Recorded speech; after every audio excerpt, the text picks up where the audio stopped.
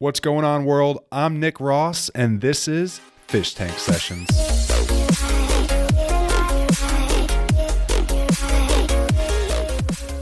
Fish Tank Sessions. We're in the tank. It's fishy. It's wet. Maybe a little slimy. But with me tonight, I have Peyton Pullen. And Peyton is a guy that I recently met about 4 months ago. Not only is he a DJ, an upcoming producer, but he's also a glover, a beatboxer, and in the real world, a graphic designer. I really thought it'd be a really awesome idea to kind of bring him in to just kind of talk about what his passion is, what gets him going, and really what he loves. Peyton, take the mic, say something to the world. What's up, guys? It's a pleasure to be here. Obviously, my name is Peyton. Live in Fort Worth, Texas. I've been messing around with music since I was 5 years old. I joined the rave scene when I was 17, so coming up in May, it's like 10 years I've been in the scene. Old school as you can get, been through ups and downs, all the clubs, Afterlife, Insomnia. Ooh, the Insomnia days. The old days. How can we forget about those? Right. I've been DJing for about 5 or so years. Got my start with Craig Ellis at, I think it was Teched Out Tuesdays downtown Dallas, and then he opened up Eternal and maybe like a monthly resident. I had no idea what I was doing when I first started. He gave me like a prime time gig at 12 o'clock, and I had never played on CDJs before. And that's prime time where you want to be. If you get that midnight set, that's midnight where you want set, to be. Downstairs, main stage, gave it to me because he heard a mix I made on Tractor, which was like a DJ program on a computer. Had never touched the hardware in my life. So he loved the mix, and he was like, "You want to play it?" And I was like, "Hell yeah, I do," And I got there, looked at the CDJs. This is the old ones, so you didn't have USBs. It was CDs, no audio or no visual help. Like the CDs you kind of slide into the front? Slide in the front, I remember those. Yeah. And so I put on the headphones, and needless to say, I train wrecked. It was terrible. It was absolute crap. And I went up to him afterwards, and I said, "Man, I know what that sounded like." And he said, "What happened?" And I said, "Man, I don't have CDJs." And he was like, "Oh, wow. Okay, that makes sense. That makes sense." But he gave me the opportunity to go back upstairs. Like, he booked me every week upstairs before anybody got there to let me practice because he liked my mix. He knew I had an ear for it. And so he just gave me a chance. And I learned really fast because I've always been a fast learner. If I have a passion for it, I can learn. You pick it up pretty quick. If I want to do it, no matter what it is. If I want to do something, I learn it and I get it. It's just one of the gifts that was given to me, But because of him, he allowed me to learn and grow and get gigs and keep pursuing my passion for it. I just grew from there. I think it's interesting because, for one, you had a mix that you played. This particular person loved it. He's like, "Hey, man, midnight set, all you." You're like, holy shit. Yeah. Wait, what? You want me to play on CDJs at a midnight set for everybody? I've never played on CDJs before. Okay. And then what? You went through that failure. And I think going through that failure is so important because you have to fail. So you practiced on the CDJs. Did you have another opportunity forward seeking? Yeah. So he kept listening to me as I got better and better. And then he gave me that spot again downstairs. And this time I did good. Then he opened up Eternal After Hours, the first one before it moved to Jaguars. I got to headline some shows there. I got to play the official after party for Lights All Night 2013. I was getting booked all the time, and my music career was like picking up. I was getting paid, and this was all wild. I was young. I was real young, and the semi-fame kind of got to me and kind of twisted me into a different person. I don't know, the music scene kind of does things to people if they're not ready for that kind of exposure. And it did take me kind of down like a dark path. I ended up having to take a hiatus, from the music. I hung out with the wrong people and I got in trouble. And so there was pretty much a 3 or 4 year gap that I was not in the scene at all. And it all moved on without me, It's never going to stop. I mean, it's almost like a train that constantly has momentum going forward, but sometimes you need those breaks. Right. And I did, it helped me put things into perspective. I came back hungrier than ever to get back on my music. Funny story, while I was gone, you mentioned beatboxing.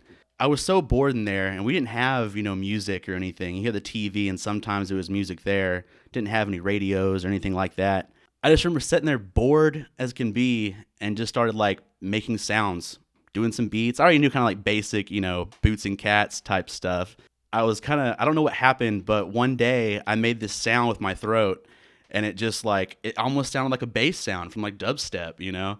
So it was like completely accidental. It was accidental. I had no idea what I was doing, and so I just perfected that sound, which you'll hear in a little bit when we do it. But Well, Peyton, it's funny because I remember I didn't even know you beatbox. I mean, I knew Yeah. you were a DJ and I knew you made music, but I think it was one day I was just scrolling through Facebook and I saw a video that you posted from I think this may have been the upper area of Red Goose. Red Goose, yeah. And I was like, is he doing karaoke? Like, what's he doing? And then I watched the video and I was like, oh shit, he's beatboxing. Yeah. So I'm like, I'm going to watch even further. And then I listened to you beatbox and I was like, holy shit, that's like really good. And it just Appreciate it. like I watched the whole thing. I think I actually watched it a few times and I was like, wow, that's really impressive. And then I think the next time I saw you in person, could have been at the Green Elephant. I think that's actually where it was. I was like, hey man, I want to hear you beatbox live. Yeah. And you spun it out and I was like, holy shit, this is like, I haven't heard somebody beatbox as good as you. Thank you. I mean, that means a lot. I've heard, I mean, there are better beatboxers than me. I've seen it, and they put me to shame, but, you know, I try to do what I can. And my friends always put me on the spot, you know, even like we'll be playing and we'll DJ or whatever, and they'll give me a mic and say, hey, beatbox, you know, while we play. Like, we'll do a song and you spit over it, you know, and that's always fun because it's like a remix, like a live remix. And I kind of want to do that. I think I want to take my music production that, you know, that direction where I record these sounds in a mic, do a bunch of heavy processing on them, and they'll be my signature sounds. You know, every producer has their own signature sounds they create, and I think that's like the best way to go. It's like me. It's all me. It's not a sample that was already made by someone else. It's Already from generated me. that you kind of tweaked. And I think what's interesting about that is you produce it from your mouth, from your Yes. body. Yeah. And then you can take that onto your software and then create that particular beat that came organically and then turn it into something. Well, even just like a digitally. bass sound. You take a bass sound and then add some like, you know, processing, some effects, some distortion, and now you have an electronic bass sound that you created with your mouth. And it's just so cool because that's custom. No one can recreate that. Nobody can recreate You that. can't. That's your own. Good luck. You know? They got to steal your voice box for that one. Yeah, basically. So that's cool. I think it'll be a really creative way to make new beats that, you know, no one's ever heard. What else you got for me?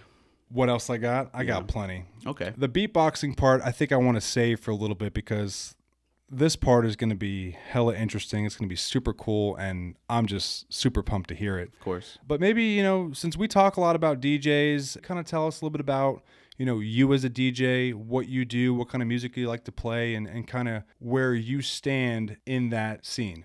You know, my DJing has, you know, evolved just like every other DJs, especially if they're doing it for a long time. You know, I started out with like Moombatin or Moombacore back when that first came out. It's like a down tempo, almost like Rez before Rez was a thing. That's how I started. And then I went into like Melbourne bounce, which is like the shuffle beats you heard back at, you know, Eternal and Insomnia and stuff. And after I came back, I got real into, you know, real into dubstep.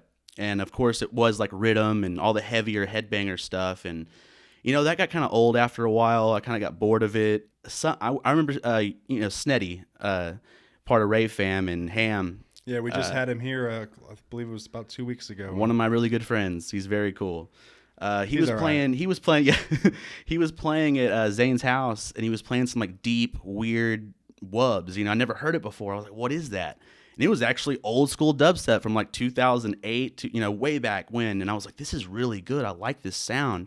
So I started digging into that sound and started like going on SoundCloud and going these rabbit holes where I just stay on there for hours, like finding new songs. And I eventually found the sound that I really wanted. It wasn't so much deep and chill. It was like this weird experimental form of dubstep, which is like what Wakan does. And I had no idea what Wakan even was, you know, the label. You know, I knew who Liquid Stranger was, but I didn't know anything about that. And I started DJing this stuff, and it was like, this is my sound. This is what I want. I really like it, you know, and it gets people going. People hear it, and they just, you know, they have the bass face, but they're not headbanging. They're just like, this is weird, you know. They're in the moment. And, Yeah. and that's the difference, I think, for the most part, when you look at dubstep and even rhythm or even downtempo sometimes, it's not all about headbanging. It's just like being caught in that melody of Yeah, that bass where of course. a lot of times it could be off tempo, and that doesn't matter because we could still get down to it. But even when it is on tempo, it's not something you just want to smash your face into. Right. You just want to vibe to it where you could just like rock the body and just kind of get And that's in that why I fluid like motion. it, because it can go the full spectrum. It can be chill, It can be vibey if you just want to hang out and just kind of like, hang out with your friends, just listen to some beats. And it can be really hard where you're on the whole other end and you're raging, that's what's so cool about that genre. It's versatile, So Snetty was your inspiration to finding that sound? Find that sound, yeah. He doesn't even know that. Well, if he listens to this episode, he will know that. Yeah. And I hope he does. Right. What is your DJ name by chance? So my DJ name is HexFX, which that spawned from metaphysical stuff. I think like hex, the word hex is like a spell. It's kind of corny, but I put a hex on you. So like a hex, it's like a spell. It's like almost like a brainwashing or something to get people where they're mesmerized by something, Did you ever watch the movie Hocus Pocus? I've seen on it, Disney, yeah. right? I've seen it. Don't they have something where they say like, I put a hex on you and now you're mine? Yeah. Right? Yeah. I didn't just make that up, right? I put an X. I put a spell on you. Spell. But hex and spell are technically the same thing or whatever. Okay, makes sense. I like it. So hex effects is just like effects, beat effects and electronic music, so it's like you're being hexed by my music, and that's kind of the whole thing. Like my logo is basically like a pinnacle, shape, and it's all like very tribal looking. That's my solo project, just me. And that's where I'm going to be doing all the beatboxing stuff with when I start really digging into the production side of things. I also do a duo with my buddy Ross Cardona, and we're called Wasubii. And it's like it sounds like wasabi, like that spicy Asian sauce. Spicy. We went through so many names before we found that, and it's like sub frequencies, but it's like spicy sub frequencies. Very experimental, weird alien music. The two eyes at the end of the name are actually alien heads, I like it. Yeah, it's good. It's cool marketing. We have fun with it, and we got Randall Denny at Beatrix Designs do our logo for live performances. So we have like the 3D like projection mapped visuals that have our name and it moves. So basically like on the back whenever you guys are playing. Right. And it all moves and it looks really cool. I'm really happy with that project. We've been getting booked a lot of different places. We're going to play Norman Music Festival here pretty soon. We played in Oklahoma. We played in Abilene at the Hollows. We played all over Dallas and stuff. Mm-hmm. And I think 2020 is looking really good for us for sure. We're getting our name out there. And we're still early in too, so I mean, there's plenty of time to still get more bookings as we prolong through the 2020 year. Of course. Spring's right around the corner. Summer will be here before we know it. We'll be back in the fall, and then the year will be over. I think that's awesome, man. I mean, especially, kind of having both Hexaflex and also Wasubii? Wasubii. See, I can't even get it right the first time. I see the two eyes and I love it, especially with the aliens on the eyes, even better. Besides the DJ producing side, you also mentioned that you like to glove. Yeah, so that is kind of what kept me in the scene so long. I remember going to Afterlife my first time. It was my first time ever hearing any kind of EDM, any kind of anything. Never experienced it. Never experienced a rave. I had no idea what I was doing. Went to my buddy's house and they said, "What do you want to do tonight?" I was like, I don't know what I was my first time to Dallas too. I'm a Fort Worth kid, And they were like, "You can go to Afterlife." And I said, "I'm not old enough to go to the club. I'm 17. And like, "No, you can go to Afterlife at 17 and up." So what they did is they just dropped me off and, have fun. Have fun. School. Yeah, basically. It's like, you're going to have a good time. And I went out there and needless to say, I had a blast. It was really cool. Best party I've ever been to. And I was a very antisocial like kid growing up. I was scared to talk to people. I was just very insecure. And a little introverted. Yeah, and I think a lot of kids go through that in the beginning. But you don't seem like that now. No. So that's kind of like the raving or this scene kind of saved me or made me who I am today by going to these places and experiencing this and having the people that are so nice, and everyone's very loving and welcoming made me realize that, I can talk to people. The things that I thought about myself aren't really true. People do like to talk to me. I do have things to offer, whether it be advice or anything, So I go there to Afterlife, and I remember getting a light show from a Glover, And this is your first time experiencing anything like this. Yeah, I mean, I was blown away. And I said, we went up to him. I was like, "Man, that's so cool. How do you get lights on your fingers?" It was like beyond like alien technology to me. And I was like, "I want to learn how to do it." And his response was kind of messed up at first. He goes, "Good luck." And he walks off. So I'm over here like, okay, good luck. challenge accepted, So I go downstairs and buy 2 glow sticks, pop them. First thing that happens is like people run up to me and is like, hey, can I get a light show? I was like, I don't know what I'm doing. Like, just do something. Just wave those glow sticks in my face. Yeah, I was like, all right. So I go up there and just like start giving light shows. And I was feeling the beat. So I was just doing these things to the beat. And I ended up finding $100 on this bounce house, right? And there was a bounce house. There was in the a club? bounce house at the club. Yeah, it was like a bounce arena where they have like the sword fighting, and you try to knock them off the like the patio thing, like the little circles, almost like sumo wrestling. It's weird. So that was a whole thing, and I was just sitting there, and I looked over and found a $100 bill, and instead of like going to continue the party or whatever with that money, I thought it was a sign. I was like, I'm gonna buy gloves with these. I'm gonna buy gloves, and that's exactly what I did. I bought a pair of gloves and just kept practicing and practicing. Ended up meeting a bunch of other glovers, and we just kind of practiced together. It grew and grew. I got better and better, and eventually I went to Insomnia, and it was kind of I was kind of done raving. I was like, you know what? I'm not really getting anywhere with this. It was before I even DJ'd or whatever. I was just gonna go there and say bye to my friends. I went in there, and we're giving light shows. Me and my buddy, we do like a double team, or we did a double team where like we would coordinate, our moves together. And it would be like this big show. Well, I see him talking to some people, and it looks like an important conversation. So I go over there, and I said, what's going on? He's like, bro, we're about to get sponsored. So they have gloving sponsorships. Then they still do this today. Amazing Lights, they have their own sponsorships. And I had always wanted to be on a team. There was a team in particular I wanted to be on. It was called Team Blink. And the people from those days would know what Team Blink was. It was like the gloving team in Dallas. You wanted to be on it. We ended up getting the spot, and there we go. Now I have to keep raving because now I have to keep going to the clubs and keep, promoting and stuff. We all get free lights and stuff. And it just went crazy. I met a whole bunch of people and networked my way into like certain crowds that were more influenced in the scene, knew the right people to talk to. And that's actually how I got my first gig as a DJ, was because of those people, So it kind of just like me gloving got me to be a DJ. And then I kind of like stopped gloving so much because I was focused on music.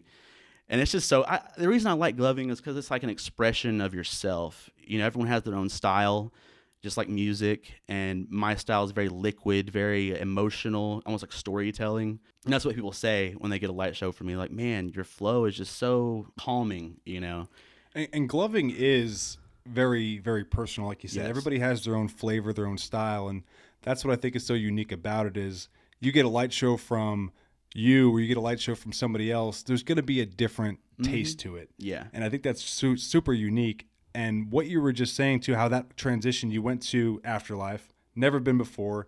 You got dropped off at school. Hey, have fun. Have a good day. Here's your lunch money. You take your lunch money. You see somebody that's gloving. You go buy some gloves. I'm going to figure this. Or you buy some sticks. I'm going to figure this out. And then all of a sudden you start practicing and now you get a sponsorship. Yep. And then that progresses into producing and DJing music. It was just like the road Absolutely to get where love I am. It's been a wild ride. It has been. I've lived a life, in just these, 10 years or so from the rave scene. And it's just taken me so many places, ups and downs, there's bad and good. It's not all perfect. It's not sugar and rainbows. There has been some bad stuff, that's happened in my life with the scene, but no scene is perfect. But I think the rave scene's the best because the people in it, the opportunity there is to grow and express yourself, I think that's beautiful. I think that everyone can find something that they can express, whether it be a flow art in general, music, dancing, visuals. There's so many opportunities within that scene. Yes. It's almost endless. I mean, we think of the high points that we all do individually, but then we meet somebody somewhere else that does something that's so new to us. It's like, oh my gosh, what is that? What are they doing? Yeah. And it's almost endless. And I think that's what I enjoy so much about the scene as well, is because there's so much creativity, and that creativity is not only growing, but it's also expanding beyond people that experience that and see it somewhere else. And they're like, oh, wait, I want to go ahead and pick that up. And then they try to figure it out on their own. Next thing you know, they have their own skill. Yep. And I think that's super awesome. The networking thing is so crazy because, I'll be talking to somebody and they just needed to talk to me at that particular moment about something or something I can provide. And it's like, let's say graphic design, for instance, I'll just be talking about life and mention something about graphic design. Like, I was just looking for a graphic designer. It's so crazy that I met you. I needed one, and I just happened. It's like the universe just brought us together, you know. And so it's just cool to like network and just we all kind of help each other out in a way, or try to, you know. We do, and I think networking is, we can all have our skills, but at the end of the day, it's all about who you know, who gets that exposure, who you're in front of, who sees what you're all about, and I think that's probably the biggest asset anybody can have is their network. We've all heard the saying, your network is your net worth, and I think that's so true today. I mean, I've said this before, you could be the best person, you could have the best skill, but if nobody knows about it, that doesn't matter. You mentioned as well on the networking side that someone brought up your graphic designing, and that's what I wanted to kind of segue this convo to, because you mentioned that, you got your skills, you got a lot of skills, not only DJ producing, a glover, beatboxer, but you're also a graphic designer. And I think that's cool because that's what you do in your profession when you're not practicing real life your job. trade. Yeah. And we all have real life jobs. So we're all living our dreams and we're all living our careers. We got to have both. And we all know how important that is. So maybe you can kind of elaborate on what you do as a graphic designer and maybe how you got into it. Okay, so me getting this job, because I did a lot of construction and stuff, like hard labor most of my life. I worked a couple fast food places, was a server for a little bit. This job kind of landed in my lap, and I remember going to the interview. I got up there and I said basically like, I like art, I'm good at drawing, I'm a fast learner, and he said, well, you got 2 weeks. If you learn, you can stay. If you don't, you're fired. And Ultimatum. Goes back to what I said before. If I want to do something, I'll learn it really quick. And that's exactly what I did. I got on the program, learned the program, spent hours on YouTube, learning different like shortcuts and stuff. And I learned. And basically what I do at this company, it's embroidery, screen printing, any kind of promo merch you can think of. We put a logo on it, signs, banners, which is perfect for the scene I'm in, because everything is about marketing and merch and advertising, and that's exactly what I do. Artists need shirts for their logos and their DJ stuff. I can do that. I can make them a logo. I can put it on a shirt. I can order a whole bunch of them, get them to them. If clubs want banners or flyers, I can design those, get them to them. It's just like I sit there all day and just like make art for people. And sometimes they provide their own art, and my job is just to like get it ready for production. Basically where they want to display that logo, right, or get in the right media. So I do digitizing for embroidery for hats and stuff too. That's a whole other beast. So I'm on a program that basically you have to know what kind of stitching needs to be where, and it's like a whole different. It's not just like painting. You're using stitches, using thread, and you're telling the computer what to do when it goes onto the machine, how the machine's gonna basically sew this onto this whatever polo or hat. So it's crazy, and I learned all this quick, because I had to, and I love it. I love art. So being able to go to work every day, I get my own office, and I get to just make art for people, and it's really rewarding just to see. And I'll drive around Fort Worth and see a bunch of stuff I've done for companies, schools. I see these logos. I see all over the place. I'm like, wow, I was a part of that. And that's got to be so rewarding, because I mean, you work on all these different designs, you put together all these different ideas and these samples, and then when that particular person, whether it be the individual, the owner of the company, etc., they have this image of what they want, you put it together for them, and then now that dream is reality. Right. And that's just got to be a whole different level of excitement. It's really for cool. Anybody that wants something like that. It's really cool. I enjoy it. And then being able to do logos for my friends in the music industry is super cool. I get to see let's say they blow up, and that logo that I made for them is all over big main stages and stuff. That would be so cool. That would be incredible, just because I got to be a part of that. I got to be a part of that growth, and it's just, I'm lucky. I'm lucky in that sense, because I would hate to have to go to a job that, I don't want to be at. That you don't want to be at, that you're just every kind of forcing yourself to do. It's almost feel like it's not life, It's just like slave labor. Yeah, and that's kind of where the saying goes. A lot of people, they're going to jobs that they don't want to be at. They're wearing clothes they don't want to wear. They're trying to find this happiness, and then what the end of the day is, the weekend comes and you go out and you buy a fancy pair of shoes, or you buy yourself a new hat, and you feel good. And then all of a sudden Monday comes real quick, and then you're back to that same reality. Yes. So I think what's fun about that is you're doing something that you're passionate about, But not only that, you're also have all these additional hobbies that keep you busy and keep your mind occupied in a way that satisfies you. Right. And you've obviously self-taught yourself all of this based on what you've said. Doesn't seem like you've actually had a trainer. So whether it was learning from people that you've seen out there in the scene or you've watched YouTube videos, you figured it out. The last part I wanted to touch on, because this is the part that's so sincere and it's going to be the most fun. You're a beatboxer. Yep. How long have you been beatboxing for? Probably like 4 years, I think, because I started when I was in that hiatus mode, just kind of messing around. It's like fucking around, spitting in the mic, just doing you. Yep. And it wasn't until I got out and like showed people, they were like, holy shit, this is pretty cool. I had one person tell me, I loved your singing. And I was like, what are you talking about? Singing? You know? And she was talking about like Tibetan like throat singing because of the bass sound that I do. And I was like, it's just a throat bass. It's like a bass. It's like, no, but it's like, it's singing. It's beautiful. And I was like, cool, thanks. You know, just weird. I'll take that. Yeah, I'll take it. Yeah, it was the weirdest compliment I got about my beatboxing, but you know, compliment nonetheless.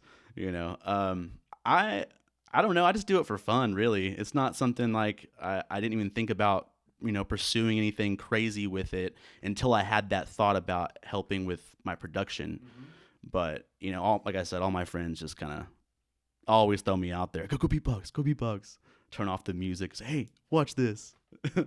We got some raw beats coming live. So what I want you to do, Peyton, if you don't mind, of course. Okay. Let's dedicate some time. You take as much time as you need, actually. I'm not even going to put a timer on it. And why don't you just have some fun with the mic? Show us what you got. I have one that I always kind of show people if I'm showcasing my beatboxing, and it's I call it the evolution of beatboxing. You know, because you got to think about it. It all starts with like a boots and cats, right? That's the most generic beatbox there is boots and cats and boots and cats. So check this out. Here we go. Boots and cats and boots and cats and boots and cats and boots and cats and boots and cats and boots and boots and boots and boots and boots and boots and boots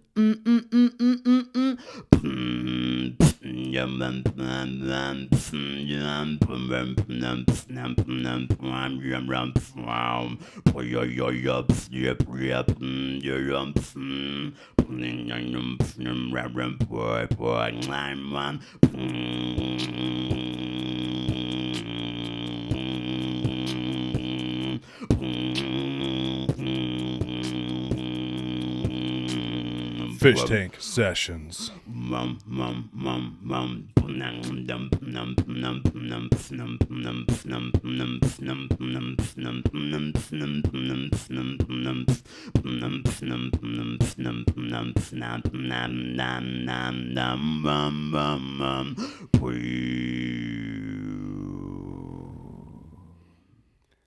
That was fucking sick.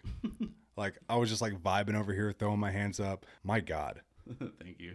See, I knew it was good. I mean, hearing it in person, seeing it on the internet, and then hearing it now on the microphones with the headphones, dude, it was like 10 times better. Thank you, bro. Like, appreciate in the fucking zone, vibed out, like, damn.